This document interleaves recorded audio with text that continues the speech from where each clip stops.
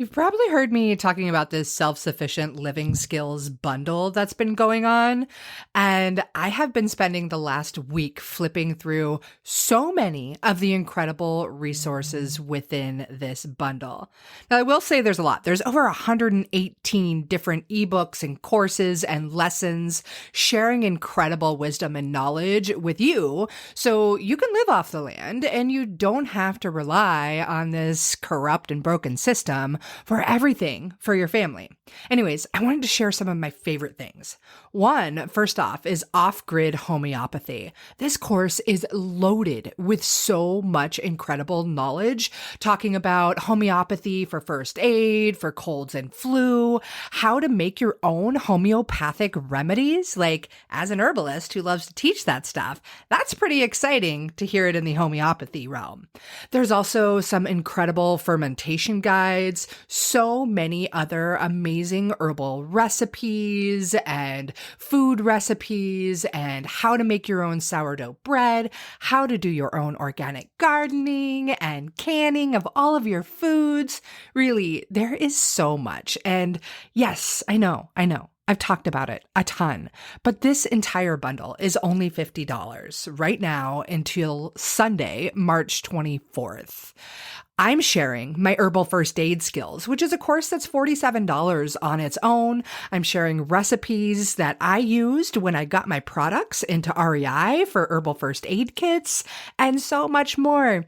You'll have to check it out. I'm serious. Like, you can absolutely change your life with this bundle. So there is a link in the show notes for you, and I hope you check it out. I hope you take advantage. Don't worry, you don't have to go through everything right away. You can access everything for up to a year. Once you're in the course or have the download, it's yours for life. It is a steal of a deal. Okay, self-sufficient living skills bundle in the links for you. Hello and welcome to the Herbalist Path, a podcast where you'll discover how to make your own herbal remedies at home so that you can take better care of yourself, better care of your family, and better care of our planet. I'm Mel. I'm a clinical herbalist, environmental educator, and mountain living mama with this crazy passion for teaching more mamas and their little loves how to use plants as medicine in a safe, effective, and tasty way so that there can be an herbalist in every home. Again, it's an absolute honor to have you on the journey down the herbalist path with me so that together we can make herbalism #spread like wildflowers. Thank you so much for coming to another episode of The Herbalist Path. I am really excited about today's conversation with Dr. Maya Shetreat. She is a pediatric neurologist. She is a fellow herbalist. She is the author of The Dirt Cure, as well as the Master Plant Experience. She's all about that connection to nature that so many of our children are deprived of today, and our adults, honestly, and bringing together sacred ceremony, plants, and science, and all of the amazing things that are here on this planet and this universe for us. So I'm really excited to see where this conversation leads, Dr. Maya, and welcome. Thanks for being here. Well, thank you for having me.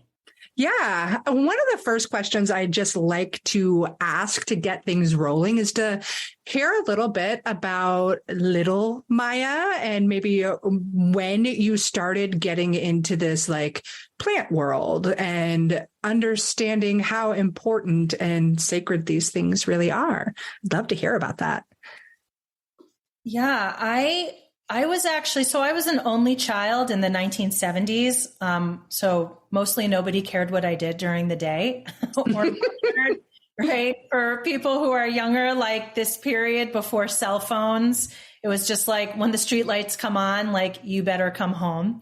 So I spent a lot of time by this like little creek, which I now realize was like runoff probably in my neighborhood, but and I would just spend hours by this creek and like with the rocks and making little kind of altars, I think is what I was doing, right? With little bits of nature and creating little things. And I would just sit and be there for hours. I mean, I wasn't only ever alone. Like I had friends and did stuff too, but I think, my early years of life were very nature-based, and I spent a lot of time really communing with plants. Like I remember being a little kid and we'd be driving through my suburban neighborhood outside of Washington, D.C., and they would have clear cut certain lots, and I remember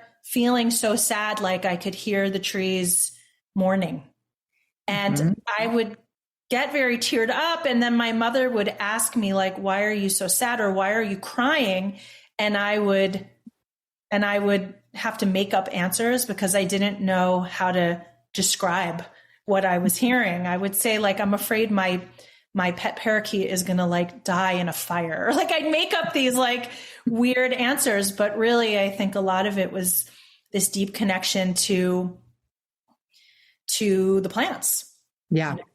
And of course those things are not very appreciated in most communities.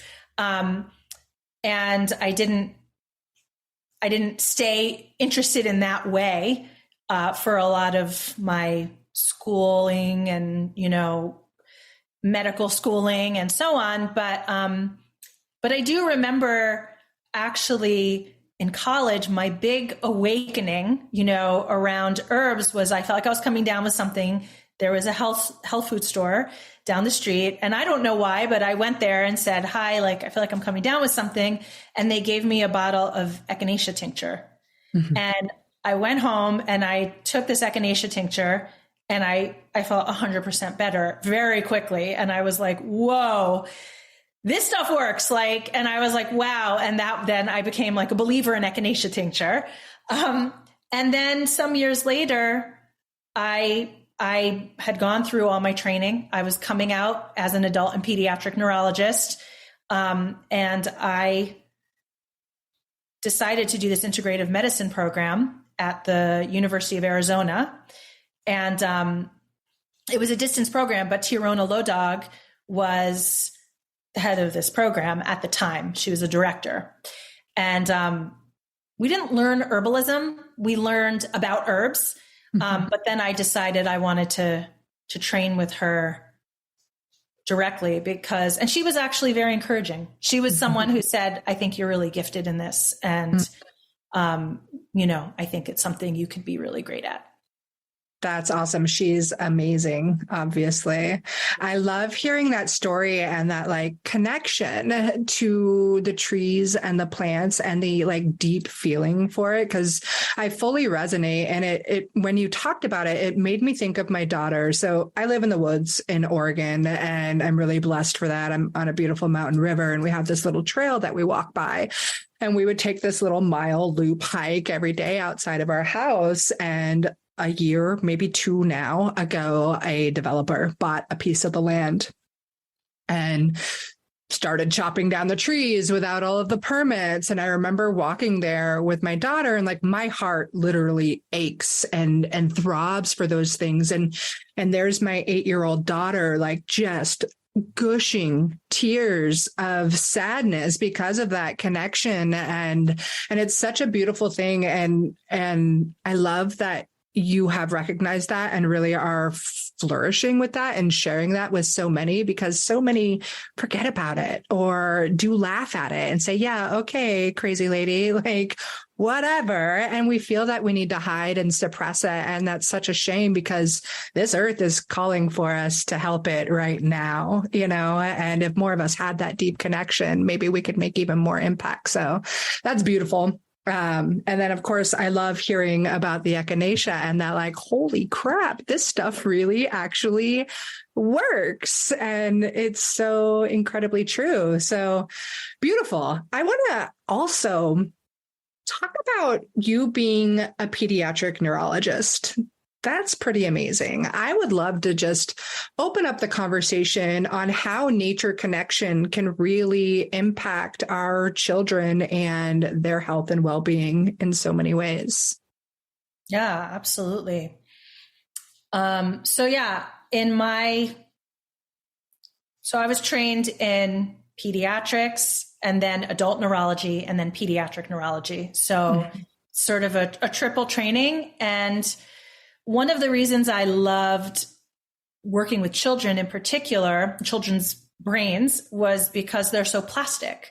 Now, what I then discovered since that training is that adults' brains are very plastic too, which is a very cool thing that is, I think, pretty newly understood, at least by the conventional medical paradigm. But in terms of the fundamentals, and this is some of the stuff I explored in the dirt cure,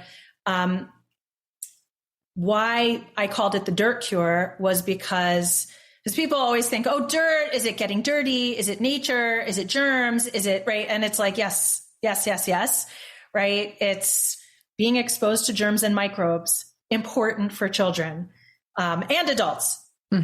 Eating fresh food from healthy soil, important for children and adults, and getting out into nature. And what we know now about nature, right? This let's say, forest bathing, right? Which is immersing yourself in the beauty of the forest on a regular basis is really, we see all kinds of literature on this because it's an actual practice in Asia and East Asia where it's actually prescribed. So there's a lot of studies on it. And so we can not just know intuitively that it's beneficial, but actually look at the data that shows better executive function, better memory, more creativity, better focus, better sleep, subjective feelings of happiness, better immunity. So like we actually have better natural killer cell function. Natural killer cells do not sound like a good thing,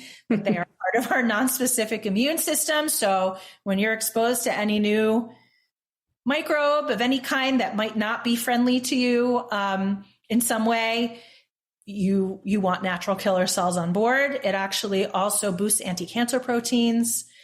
So there's like such an array of benefits, and that's just right the tip of the iceberg. I mean, there's so much more, right? We're sharing microbiome with the forest, which is this very rich microbiome. We're sharing chemistry with the plants, right? I mean, we know that the language of plants, and I talk about this a lot in the Master Plant Experience, that the language of plants, one of their tools are chemicals, right? That they craft in the moment, depending on what's happening in response to the environment, which is us, right? And other creatures and weather and other kinds of stimuli that we may or may not even notice.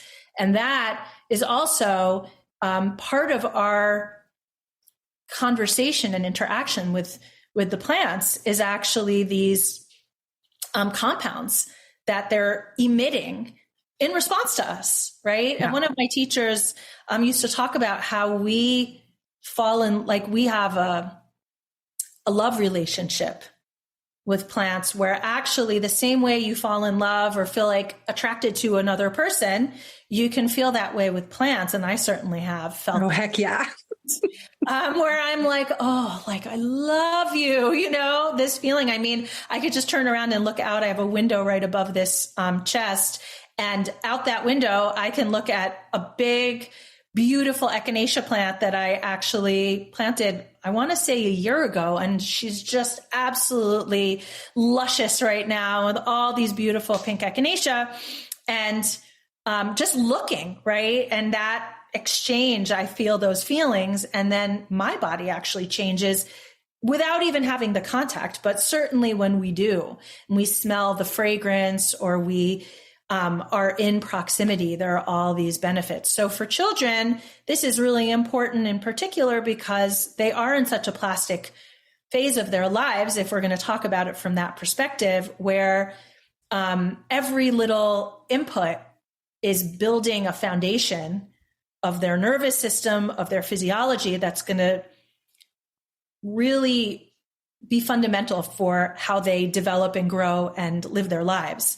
Doesn't mean it can't change, but it's so powerful, especially in the first 7 years of life, where we're really building a lot of the programming, which, this is something I explore in my most recent book, that a lot of our programming really happens in our first 7 years of life.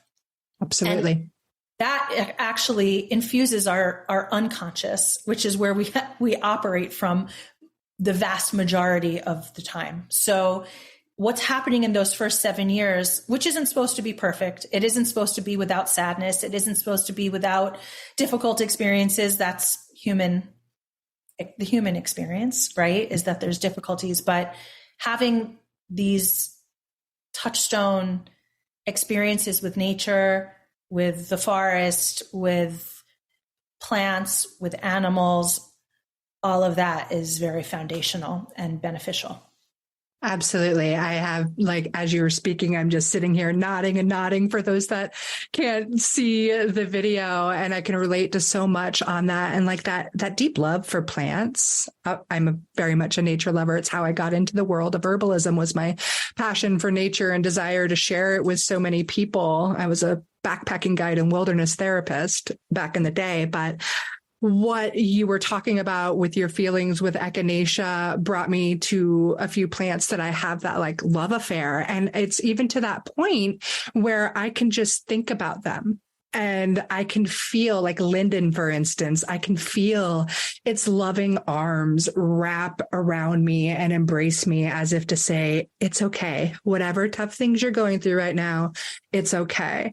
And I see the same thing with my daughter and chamomile. She is somebody who deals with anxiety. And every time she gets anxious, she'll get a tummy ache. And I'm like, well, of course, the gut-brain connection is really working there. And we've gotten to a point, when she was young, she used to pick the chamomile flowers out of my tea and just eat them. She's still young. She's only 10. But since she was 1.5, and to this day, when she has a little stress or anxiety and it leads to that tummy ache, I can just say to her, hey, do you want me to make some tea for you? And I'll say, I'll turn on the hot water. And she never gets the tea. I mean, sometimes she does, but she'll definitely be like, oh, I'm better. She's making tea for me.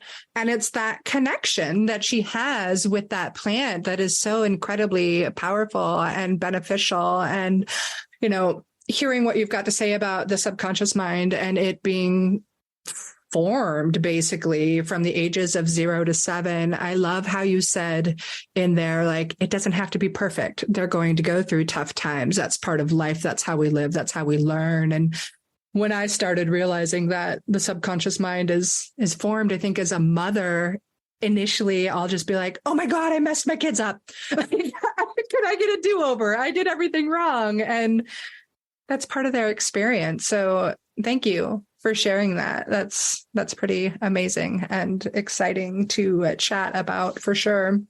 So I want to talk a lot about the dirt cure and what that is all about. I am a firm believer that kids need more dirt, and so do we as adults. And, you talked about the veggies and the microbes in the soil that are actually beneficial for our guts. And yeah, I'd love to hear a little bit more about the dirt cure, and then we'll get into your newest book too. Yeah. The dirt cure is, it's so funny because, when we were in the pandemic, there were people who asked me, well, would you rescind what you said about being exposed to germs? Because, what we're going through now. And I was like, why would I? No, it's actually more true now, right? That when we're seeing something, our bodies are seeing something novel that we haven't encountered before, the real way to prepare for that is to have a really flexible and educated immune system. And the way that we have that is by being exposed to lots and lots and lots and lots of different microbes and actually incorporating them, right? We now know that we, if we're lucky, have about 3 to 5 pounds of organisms, hopefully very diverse organisms in our gut and on our skin and so on. And the communities are different depending if it's in our nose, in our mouth, in our esophagus, in our stomach, right? We used to think that there are certain parts of our body that were sterile. There's really no part of our body that's absolutely sterile. As far as we know, every part of our body has its own microbiome, even the placenta, right? That used to be this idea it's sterile. No, it has a microbiome. So it's very interesting to discover that we're actually very, very dirty in the best way possible, right? And that actually protects us, right? The more diverse the organisms are in our body, the more there are checks and balances. So one organism is not going to grow out of control, which we call infection, right? And cause a real problem. The other thing that's so interesting is that our mitochondria, I'm going to nerd out for a little extra moment here. Mitochondria, which are the energy makers of the cell, is like we all learned at some point along the way, those mitochondria, that organelle, and they are like the engine of the cell. And they're also much, much, much more than that. But we now know, thanks to Lynn Margulies,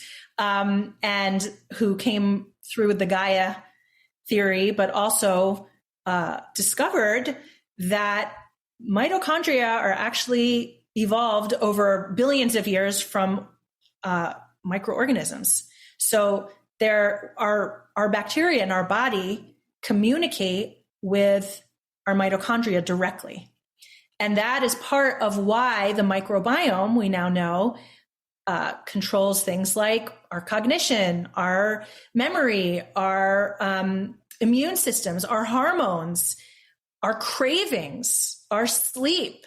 All of that is, let's say, informed or controlled, depending on how you want to think about it, by these 3 to 5 pounds of organisms. And part of how that happens is this direct line of communication between bacteria and the guys in our cells who used to be bacteria, the mitochondria. So it's really beautiful, this system, that it's like we can almost look back into this lineage. And it's very spiritual to me, actually, not just scientific, the way we all kind of come from the same, right? Like we couldn't have really become these big, complex organisms that we are, humans, without having partnered with bacteria way back when we were, wanting to be these eukaryotic beings. Yeah. I love that. I love breaking down everything that you just did. It makes me excited. It really does. So thank you for sharing a lot or some of that and the importance. And I know that you are really diving into the world of psychedelics and the healing properties amongst fungal psychedelics and plant psychedelics and how those can have an impact on our brain. And it's a really emerging field right now. Coming from it being, a culture of drug use and abuse, and now recognizing like there is actual therapy in all of this. And let's just open up that combo and how this all works and how it's so beneficial for our brain and that connection also to all the bacteria and the cells and how it all kind of, is a beautiful, sacred world. Yeah. So I think right now there's a big resurgence of psychedelic science, which is interesting and exciting. And I think part of why I wrote a book about it was because I feel like I want to bring a different perspective, I think, than sort of like this, trying to think of the word, but like, I think we've gone through a psychedelic renaissance before. In the 50s and 60s, we had very exciting science then. It was very promising. And it was also kind of a free-for-all in a way that was not really respectful of the power of these medicines, or we might even call the plants sacraments, right? And maybe we could even call the compounds sacraments. I don't know. But my focus has been on master plants in particular, because I think we have a history in our society, and by our, I mean the global north, or the modern society, whatever we want to call it, of tobacco, of the coca plant, of the poppy, the opium poppy, where we engage with something very powerful that in most indigenous cultures would be thought of as a being, as a teacher, as a master, with the ability to transmit ancient wisdom, sacred wisdom. And we again, talking of the global north, we don't come with respect. We don't come with reverence. We don't come with a sense of reciprocity. We take, right? I mean, we take a drug, we take a psychedelic, we take a pharmaceutical, and that taking, even the word that we use is, I think, has gotten us into a lot of trouble. And my concern, and why I wrote my book, which is pretty far reaching in a lot of different areas around plant consciousness, around the microbiome, around trauma, around how we might be needing to create something new. And maybe that's why these particular plants are emerging in this way at this time. I think we're really being taught about how to be in right relationship. Hopefully we're learning that, right? Where, just to your point around, these are drugs, or these, right? People ask me that all the time. They ask me, is this good or bad, right? Are psychedelics good or bad? And I say, like, even the indigenous teachers that I've learned with don't actually think that, first of all, the word psychedelics is ridiculous to them, but they say, master plants are not good, and they're not bad. It's really about a relationship, right? They're powerful. What's our relationship with power? Like, how are you going to come? And that's going to decide in many ways. If you come with the right respect and reverence and an offering and not taking, then you will get the gifts, right? Of these teachers, of these sacraments. And if you come in the wrong way, with the wrong intentions, or in a abusive way, or not respecting the spirits, not respecting the land, not respecting the wisdom holders, then you might get their malice, right? And we've seen what the malice looks like. I mean, we could look at the opioid epidemic right now and see how that plays out. We could look at what cocaine did, right? When we purified, I use that term, but I say we as people, have engaged in these ways that are not respectful, and commodifying them, and so on. So, and when people ask me about drugs, right? Are these drugs, or are these medicines, right? That the answer is always, it has to do with our relationship. It's the same as, is something a germ or a microbe, right? People used to ask me that, like, what's the difference between a germ and a microbe? It's like, well, germ is just a pejorative term for a microbe. It's really all about us, right? How we receive it in our bodies, the host, and how we are interacting with that germ, whether it's going to be a bad actor or not a bad actor. Similarly, with master plants, the question is, how are we showing up, and can we be in right relationship? Then it could be a teacher, a master, a sacrament, something transformative for the better, versus a drug, which really has to do with how we engage, right? It has to do with our relationship with the plant.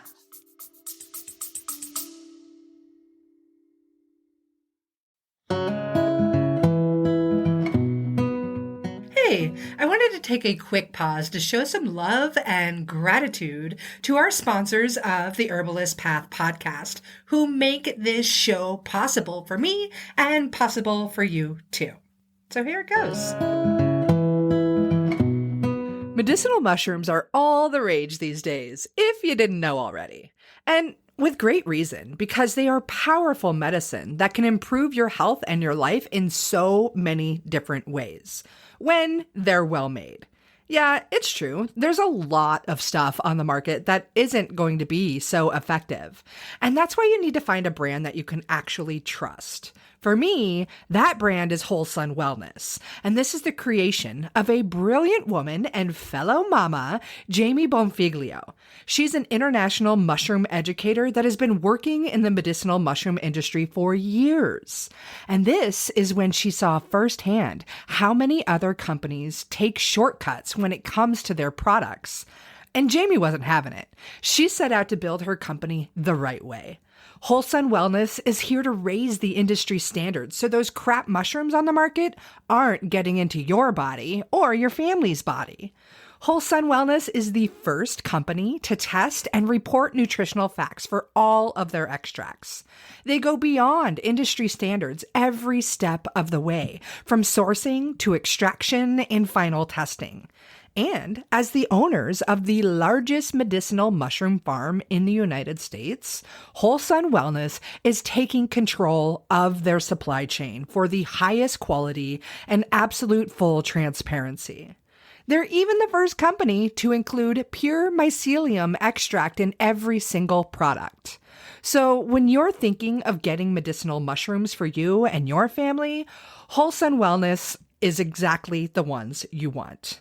Also, be sure to check out their new Mycolites. These are the world's first dissolvable electrolyte tablets.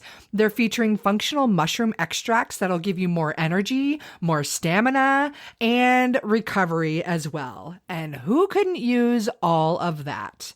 The other thing is, they are these adorable little mushroom-shaped tablets, and they come in like a little Altoids box, but way cooler than Altoids because they're Mycolites. Anyways, head to wholesunwellness.com to grab yourself some Mycolites and all of the other functional medicinal mushrooms that you and your family need. And of course, you can grab that link right here in the show notes now.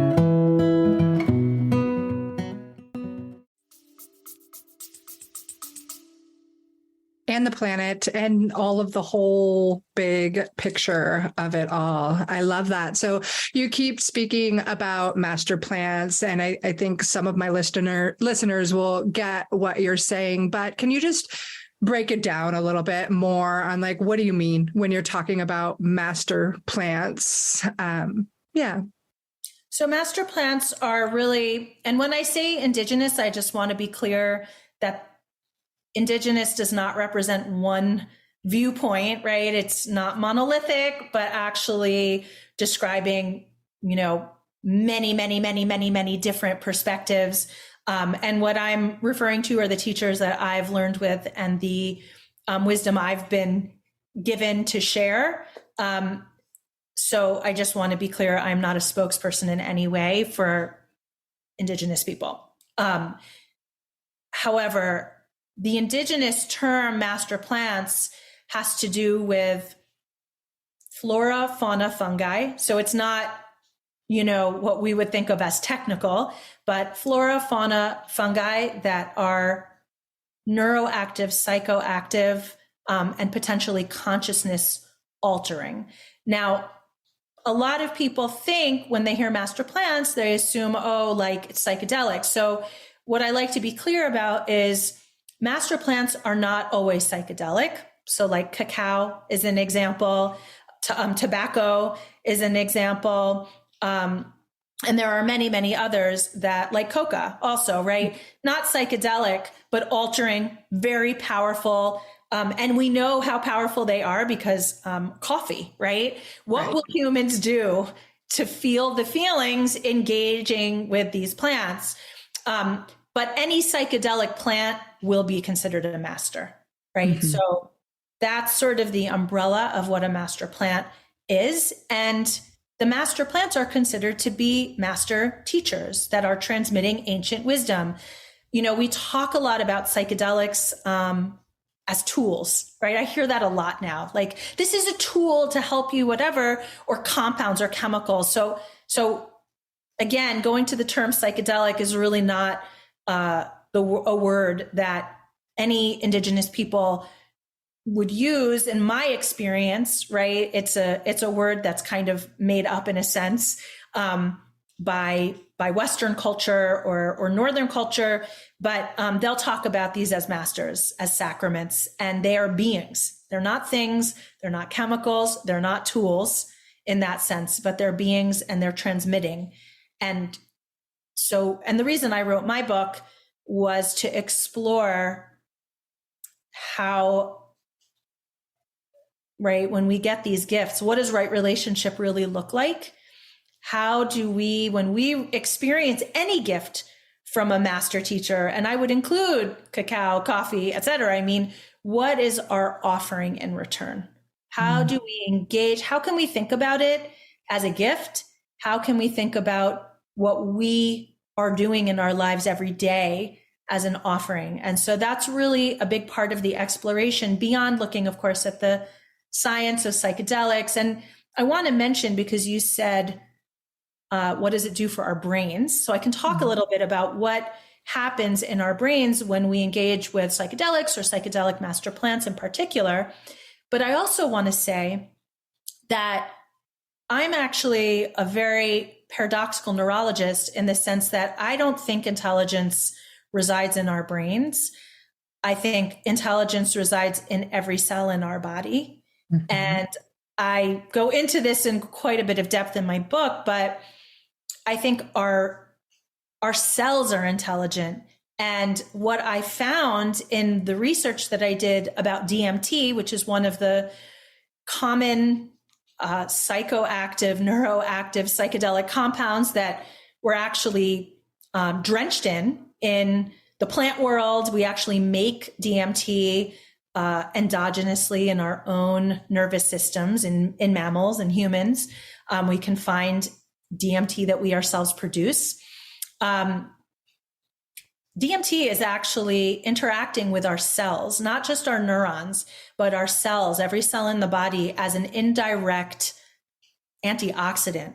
Likely, we are going to be working with these compounds, I'm going to say specifically, right, like DMT. However that transpires, and of course we know right now pharmaceutical companies are tripping over themselves to create all these designer molecules that are like, you know, ayahuasca but without the vomiting, mushrooms without the trip, right? So that's all happening, of course. Right.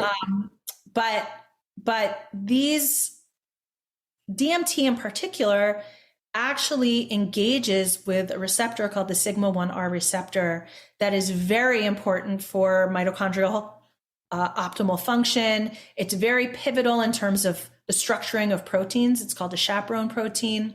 And what we know is that the parts of the cell that DMT is activating through these receptors is actually related to Alzheimer's, Parkinson's, retinal degeneration, autism, cancer. I mean, on and on and on, you name it, traumatic brain injury. So what we're seeing actually clinically in trials with mushrooms, with some with ayahuasca, actually, and also with things like MDMA and ketamine, what we're seeing generally is benefit for PTSD, for traumatic brain injury, for major depression, for anxiety, for eating disorders, for addiction.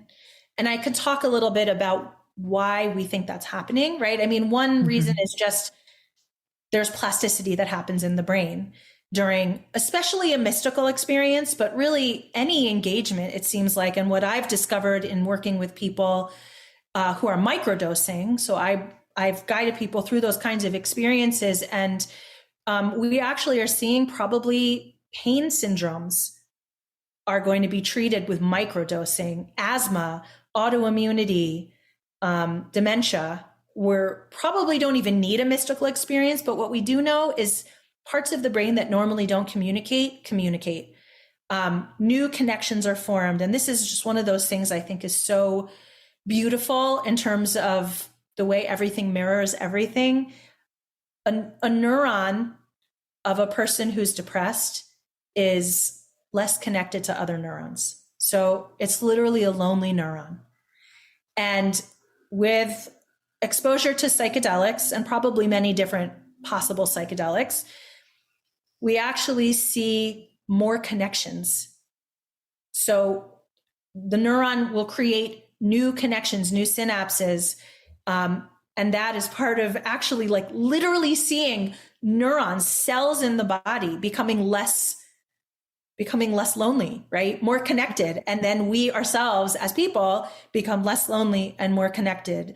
It's a very beautiful poetry, right? That we see kind of from cellular all the way to our macro level. And hopefully what that means too, to your point earlier, is that sense of being connected, which many people have in the mystical experience, which by the way, we don't need psychedelics to have a mystical experience. There's a lot of even formulaic ways we can do it, like breath work and meditation, really deep meditation, and a lot of other things that I talk about. But those mystical experiences also help us feel more connected to nature and feel that we're surrounded not by things, but beings.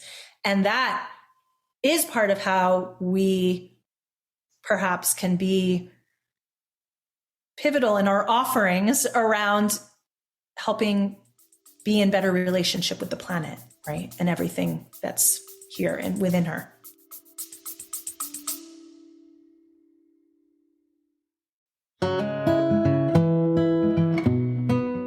Hey, I wanted to take a quick pause to show some love and gratitude to our sponsors of the Herbalist Path podcast, who make this show possible for me and possible for you too. So here it goes. I love this time of year. It's spring, the sun is shining, and all of our beautiful plant friends are popping up. It's amazing. Unless, of course, you're one of the millions of people who suffer from seasonal allergies. You know, the itchy, watery eyes, the sneezing and wheezing that's straight miserable. Thankfully, there are some amazing herbs that can help you with all of that. Just like the herbs inside of Kick-Ass Allergy from Wish Garden Herbs, one of my absolute favorite herbal companies out there. Kick-Ass Allergy, yes, I said ask without the K at the end. Anyways, this formula has yerba santa, nettles, echinacea for that immune support, and orange peels, all which come together to help dry up those excessive mucosal secretions. Yep, I'm talking about the sniffles and the stuffy nose, the watery eyes, and all that jazz. This blend also acts as a great expectorant and can help ease the swelling and inflammation in those mucosal tissues. It is a top go-to for seasonal allergies. And get this, they combine all those beautiful herbs with glycerin, so it actually tastes pretty darn good. Or should I say, it tastes kick-ass, without the K at the end. Anyways, if allergy season is miserable for you and you want a natural remedy that actually works for those itchy eyes and being all sneezy and wheezy, you have got to check out Wish Garden Herbs Kick-Ass Allergy. And for those of you with the little kiddos, no sweat, they've got a kick-it allergy too. And you pregnant mamas? You don't have to suffer either. They've got a kick-ass allergy formula just for you. So head over to wishgardenherbs.com or check out the link in the show notes and go grab yourself some kick-ass allergy so you can enjoy spring again.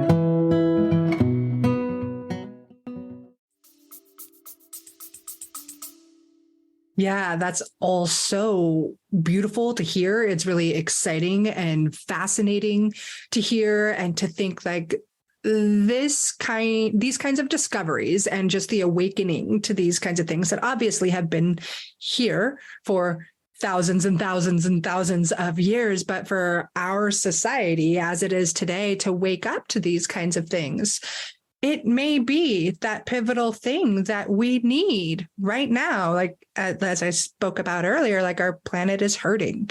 It needs our love. It needs our attention. But we have those powers that be up there that are like, we don't give a damn because we just want to make money. But what are you going to do when all of that is gone? You know, so I love hearing about all of this. And you're just every question I ask you, you're dropping so much awesomeness. It quite honestly, makes me very excited. And there's so much to talk about. That neuroplasticity and the connection of the neurons and like the lonely, depressed neuron, and then bringing it all together. And I can't help but think, like, I talk a lot to moms on my podcast. You're a mom. You are also a pediatric neurologist. So I would love to hear your thoughts on our children experiencing these kinds of things. Like, obviously, I spoke how my daughter has this connection. She's very fortunate in that way. And I was adamant to make it that way. But when we're bringing on plants that we know to be psychoactive and these master plants, what are your thoughts with our kids and their developing brains and all of that? Well, I think it remains to be seen how they might help support or not children, right? But we do know that many of us, I'm sure of your listeners, engaged with psychedelics in some way, shape, or form in teenage years, probably. For sure. And I don't think that is, I don't think that's by accident. I think we crave these rites of passage, and there's a way in which we know, right? I mean, I think the way it happens is not always the best way. And I would love for there to be a container that is a more sacred container and something that actually is a safer container for something that is a rite of passage. But I mean, I think I've thought a lot about things like raves. I mean, there are all these ways. Raves didn't exist so much when I was a teenager.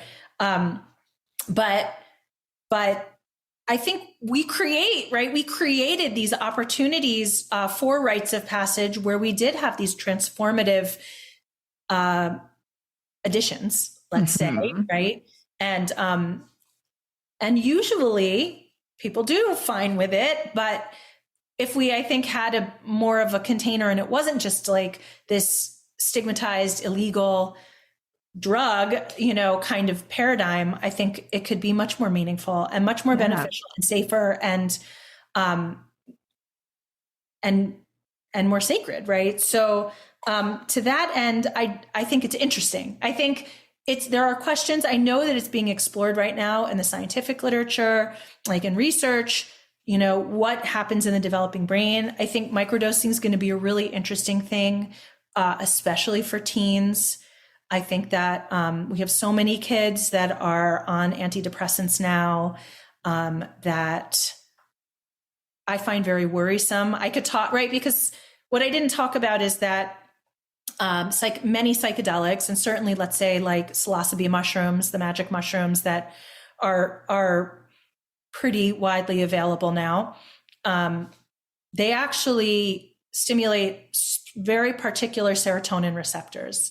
And so people think, oh yeah, serotonin receptors. Well, we have serotonin, and SSRIs, the pharmaceutical, stimulate serotonin. And so what we just recently discovered in this year is that, in very beautiful research, honestly, is that we have these. So most receptors, let's say on neurons or on any cells, are outside of the cell. They live on the cell membrane, and the neurotransmitter comes, or the drug or whatever it is, comes and activates the receptor. And then the receptor basically acts as the mediator to instigate certain actions inside the cell.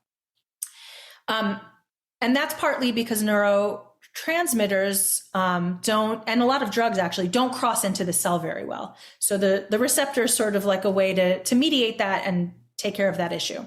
But it turns out that psychedelic molecules cross the cell membrane much more easily. And what that means is that they stimulate, it turns out, intracellular serotonin receptors that aren't being stimulated by our own serotonin or by even most like SSRIs, let's say. They stimulate these inner serotonin receptors that otherwise won't be stimulated. And probably that's part of what's happening in the psychedelic experience. That is all so fascinating. Like it's mind blowing. Yes, I'm definitely from the era of children that use psychedelics recreationally in the 90s and whatnot. I was also born in the 70s, and it's really interesting to think about it from all of these perspectives that I haven't thought about it as a mom and as somebody this far down the journey.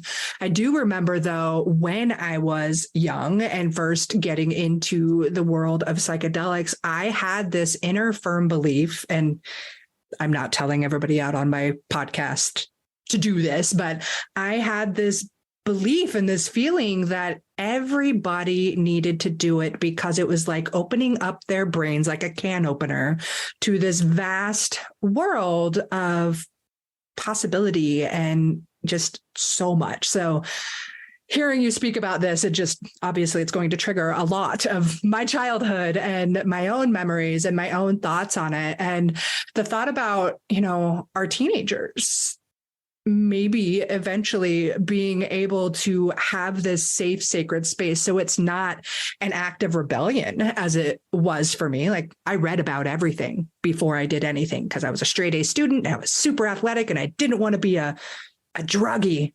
But I also read about all these things and I was like, oh, these psychoactive things sound really fun. And that's the way I went with it. And to think about them having a safe space to have all of that healing and all of that connection. And as I thought about it as a teenager, that can opener, opening up the mind and body and soul and spirit to so much experience. Like, our kids need help. Our kids need help in this society, especially with the screens and the social media and the stress and the straight whack fascism that goes on in our society. I don't know. Those possibilities really excite me for so many people. And if obviously there's so many stigmas and boundaries to get through in that. And that's what you're doing. That's what you're talking about in your book. That's what you're awakening people to, which is awesome. Thank you, by the way. How, if there's somebody out there listening right now and they're like, maybe, but what about all this stigma and what about this and what about that? Like, how can they dive deeper and learn, is this okay? Is this acceptable? Is it the right thing as a parent for me as a parent and potentially my young adults? Yeah, so this is a very multi-layered question. And I would start just by saying, I don't think that everyone needs to be taking psychedelics. Yes, that's totally where I was not. I also don't think that now. That's what I thought as a young child or young kid. Oh, but there are people who do think that. Right. And the psychedelic movement is so enthusiastic that there is a way in which I think they're kind of putting the cart ahead of the horse, or whatever that saying is, because we don't really know what is right for everybody. We don't know, there's a whole attitude now, like there's no bad trips, there's only challenging trips. And I'm like, no, there are actually bad trips where people come out much worse on the other side than when they went in. And to try to say that's not the case, to me, is irresponsible and is as harmful to not just people who we want to help and see benefit, but also harmful to the movement, right? To me, it's like, if you can only say good things, then I'm going to be suspicious of anyone who says everything is good, nothing is bad. I just don't agree with that. So I want to be clear that I think, first of all, that I think this is not for everyone all the time.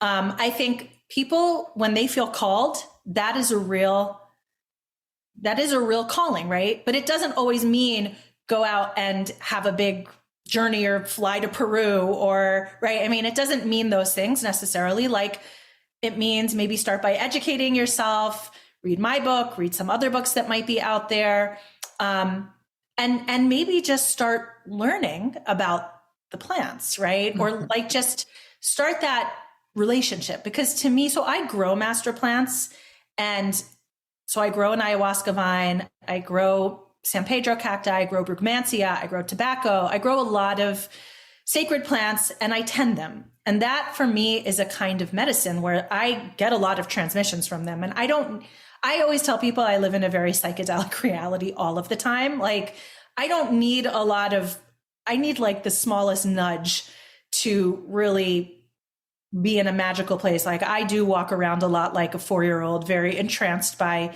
the world and the beings in the world and so on. And a lot of people I know in my practice over the years have been these little sensitive creatures and adults, right? That are very, very perceptive and already are kind of in this, I talk a lot in my book about sensory gating, which we know is an attribute that we all have, but we're conditioned to really narrow it. And those of us who have wider sensory gating for any number of reasons, which is called neurodivergence in our society, but also it's seen in gifted people and in very sensitive people, empathic people, and then of course ADHD, sensory integration disorder, autism, all the way up to bipolar schizophrenia, where there's wider sensory gating and maybe issues around interpretation of what is coming in, right? I actually think we have an opportunity to really train people in how to interpret what is coming through that sensory gating, the wider sensory gating, rather than just pathologizing. But that said, for me, that's why I think there's a lot of beauty in what I think of as quantum dosing. So we have macro dosing, which is the full on trip, right? Where you're out of commission and having, big psychedelic visions and changes in sensorium, and you can't operate in the regular world probably like you normally would. Microdosing is sub-psychedelic, where you're actually able to do your life, and you're getting a lot of the benefits and plasticity shifts and so on. But you can parent, you can drive, you can go to work, and you can still over time have an unfolding that I've seen in my work be very, very transformative for people. But what I noticed when people would reach out to me about microdosing long ago was they actually, in many cases, would already start having changes before they ever ingested anything. Their lives would start to change in really significant ways. And what I realized was the relationship had already begun. The journey had already begun. To your point of your daughter, right? Even thinking back to chamomile and how she heard chamomile and she's like, great, I'm better, right? Is that like, we don't always need to ingest in order to experience the medicine. And so one day, as I was caring for my plants, I got this very strong message that was, why do people think that they need to ingest us to experience our medicine? Show them a different way. And I'm like this neurologist, this was many years ago. And I'm like, don't, obviously I've engaged with homeopathy. I know about flower essences. It wasn't like the most foreign idea, but I was like, what do you think I'm going to do here? Right. And also like, why me? And, and what is it? And what am I going to do? So over time, what we did was created, and I say we, I mean me and my particular plants that I have a very longstanding, relationship with over years and years and years, where we created in ceremony these vibrational master plant medicines, which we call quantum drops.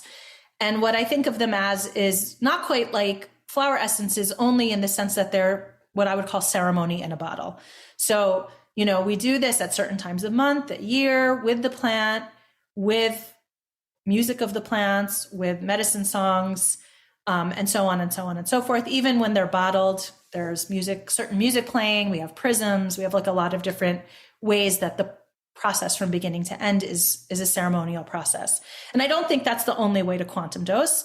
I think growing the plants is a way to quantum dose. I even put, on the front of my book, and I hope it's okay, but I put this on the front of the book. It's a quantum dose, right? In the sense that you're changed. When you look at this this is an ayahuasca slice, you look at this sacred geometry and this beautiful image, it's transformative. There's a way in which it's like very potent and powerful, and it transforms you.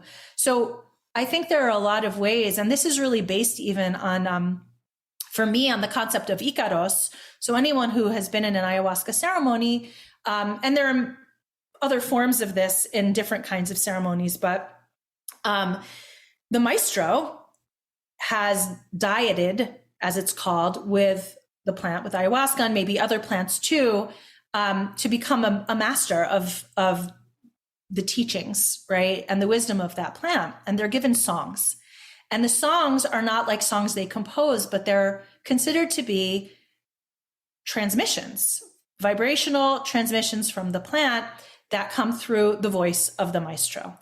And if anyone has been in an ayahuasca ceremony and heard these Icaros, you know that there are certain Icaros that make you feel certain ways. And you don't have to it's just a tune. It's not because of the words or the lyrics or anything. It's not like that, where you feel like, I'm going to vomit when I hear this, or I'm going to cry my eyes out, or I'm going to like start calming down and coming back into my body, right? There are these ways in which you feel completely transformed by the music. And the teachers that I've learned with feel that the Icaros are equal medicine, equal in power to ingesting the ayahuasca. And in some cases, and some maestros do not actually give ayahuasca to drink, or maybe they give just a sip.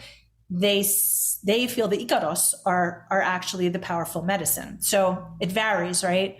And this is really kind of led me to delve into quantum physics and quantum science, looking at how sound and light and vibration and emergent systems and a lot of things that I touch on or explore in my book, but, we'll be bringing a lot more kind of to the forefront around what I think is going to be the future of medicine. Is we don't have to always consume. We actually can be in a healing relationship without ever having to destroy, let's say, in any way, the plant or the animal, or you know what I mean? Like we don't always have to go with the sledgehammer or the mechanical, compound oriented approach. And I know a lot of people think this is, whatever they think. They can be skeptical. I was my first skeptic, right? So I had to pass a lot of what I did through my own bullshit detector, if I can say. But I think the science is actually growing, and it's incredible. It's really beautiful science. Yeah, it's really exciting on so many levels. It's great. And loving hearing you talk about the connection. That's really what it's all about, is the connection all the way around, and that we don't have to take it. We can create relationships with these plants by sitting among them. If you don't have the opportunity to grow them, maybe you can go outdoors and just be next to them, and they speak to you. They really, really do. I've experienced it myself multiple times in life, and it's mind blowing, and it definitely makes you like, wait, what? Hold on. Am I really receiving this, or am I just crazy? But it's real. And it's beautiful. And it's really fun for me to hear you talk about it and be like, oh, somebody else gets it. This is, and you get it on such a deep, deep level, and you can bring the science to it. And that I think is beautiful. And it's also interesting, like our society, we have to have that science for it not to be just quackery in so many eyes. So interesting to see it all. Talk to me a little bit more about the quantum drops and your master plant, your vibrational master plant products, and what is that all about? So it's really just a tonic, essentially, that's made with structured charged water with the plant. So in the presence of the plant, with the songs of the plant, with an altar and crystals and other elements that are basically all contributing to ultimately this tonic, I would almost call it, that is made alcohol free. So it's safe for people who are sober, who are pregnant, who are children, right? People who are medically sensitive, people who are on pharmaceuticals, people who might be just sensitive, period, right? The people who like hear the bee sneeze 3 miles away.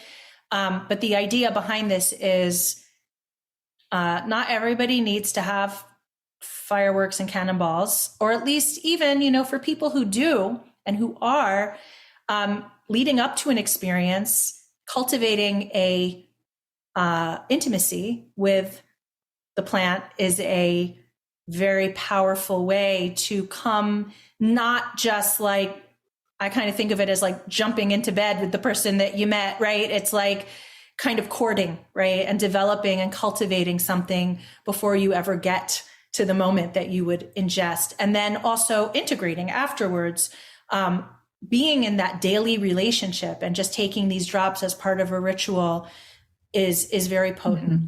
And what I will say is too, that, now we've had thousands of people who have engaged with quantum drops. So what's been very fascinating for me is testimonials that people have shared, only because I didn't know. I mean, I did work with them with people with their, of course, consent, before I ever put them out in any way. But what I discovered was that people had deeply transformative experiences.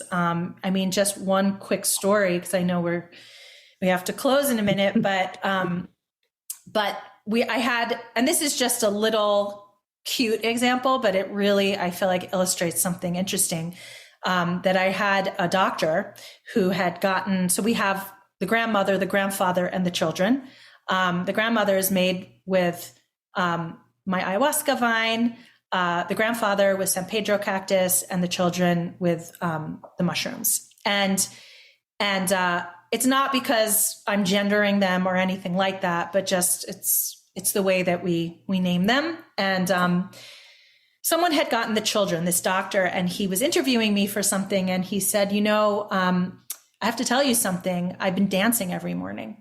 And I was like, oh, that's nice. He said, no, you don't understand. Like, I'd wake up in the morning and I would just turn on music. I didn't take a shower. I didn't get dressed. I didn't have my coffee. I was just dancing. And he said, I couldn't figure out what was going on. And then I realized it all started when I started taking the children. And it was just so interesting, right? Like this sense of joyfulness, which is something we've seen a lot with the children. I've had lots of fascinating stories from experienced meditators, what they've noticed, or people who have neurodivergent kids, like the whole gamut. It's been really, really powerful. And I do think it's engaging with sensory gating, right? And allowing this sort of widening and modulating, more importantly. It's not just about opening the sensory gating, but about learning how to engage in a way that feels empowering, I think, but also like being able to dip your toe into the world that is more enchanted than we normally see. Yeah, I love that. I am so excited about this conversation. I'm sad that it has to slow down now. I could chat with you about this for years. But life has to keep going. So I want to, number one, stay connected. And I want to make sure that my listeners can find you, can find your books, can find your vibrational master plant products and the quantum drops. How can they do all of that? The best way to find all of that is to go to my website, which is drmaya.com, drmaya.com. They can go to quantumdrops.com if they want to just look at the quantum drops, but they can also get there through my website. They can find my book there. Of course, you can find my book also on, Amazon, which, on the one hand is not my favorite place to send people, but it is also where you can find books. And always, I'm on Instagram. I'm pretty active, especially in my stories. But always just coming to my website. There's also a lot of just free information and a lot of events where I've done lots of interviews and things like that people can dive into also for free. Awesome.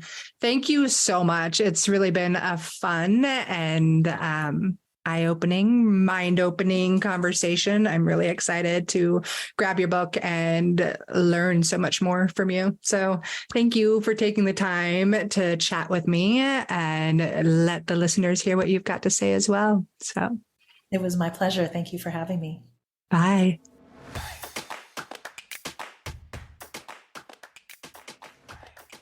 Thank you so much for tuning into another episode of The Herbalist Path. Being on this journey with you is absolutely incredible. If you dig this episode, please leave me a review on your favorite podcast player and share it with your friends so that together we can make herbalism #spread like wildflowers. On another note, I must mention that while I know you're getting some good info here, it's important to remember that this podcast is purely for entertainment and educational purposes and is not intended to be a substitute for medical treatment. While the information in this podcast is absolutely relevant, herbs work differently for each person and each condition. That's why I recommend you work with a qualified practitioner, whether that be another herbalist, a naturopath, or your doctor. So thank you again. I am truly honored that you're tuning into these episodes and on the path with me to make sure that there's an herbalist in every home again. Don't forget to share this episode with your friends so that we can make herbalism #spread like wildflowers.